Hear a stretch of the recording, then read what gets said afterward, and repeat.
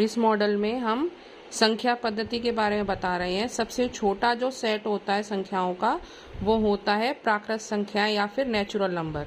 Natural number जो कि 1 से शुरू होते हैं, 1 2 3 आगे तक जो चलते रहते हैं। इसके बाद अगर हम इन प्राकृतिक संख्याओं में 0 और मिला दें तो उसको पूर्ण संख्याएं बोलते हैं, यानी कि W जिसे बोलते हैं होल नंबर। तो होल नंबर में क्या क्या होता है? प्राकृत संख्याएं और उसमें के साथ में 0 और होता है। तो 0 1 2 3 4 ऐसे आगे चलकर ये होती है पूर्ण संख्याएं। अब इन पूर्ण संख्याओं में -1 -2 -3 मतलब माइनस वाले नंबर और मिला दिए जाएं तो उसको पूर्णांक बोला जाता है। मतलब पूर्णांक में होल नंबर भी सारे होते हैं 0 से लेकर आगे तक, उसके साथ साथ माइनस के नंबर भी होते हैं। अब इन पूर्णांकों के बाद में अगर हम इनमें बटे वाली संख्या भी मिला देते हैं, जैसे 11/13, 5/7 और उसमें 0 1 2 3 भी हैं और -1 -2 -3 भी हैं, तो इन सबको मिलाकर हम क्या बोलते हैं? परिमेय संख्याएं।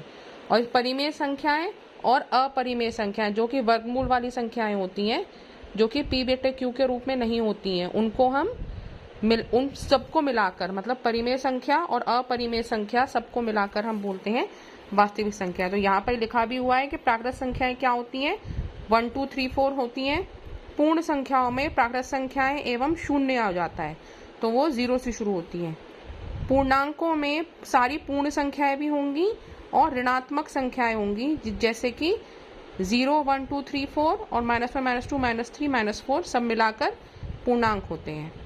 परिमेय संख्याओं में पूर्णांक एवं भिन्नात्मक संख्याएं, जैसे कि 0 1 2 3 -1 -2 -3 उसके साथ में आपकी 1/2 1/3 इस तरह की संख्याएं। और वास्तविक संख्याओं में सारी परिमेय संख्याएं और अपरिमेय संख्याएं सब मिलाकर वास्तविक संख्याएं होती हैं, जिनमें कि हम 0 -1 -2 1 2 3 4 बटे की संख्याएं भी आ गई और अपरिमेय संख्याएं भी आ गई। इन सबको मिलाकर हम वास्तविक संख्याएं बोलते हैं।